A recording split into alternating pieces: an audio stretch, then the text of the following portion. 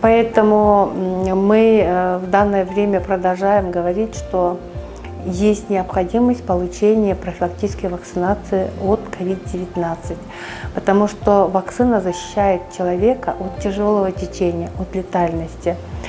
В связи с этим я хотела бы еще раз подтвердить, что в данное время проводится в наших центрах семейной медицины вакцинация от COVID-19.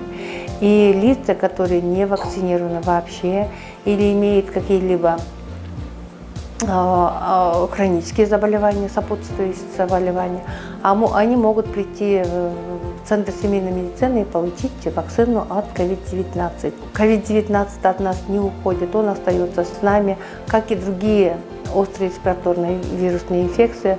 Но единственное, что он имеет очень такую большую способность мутироваться.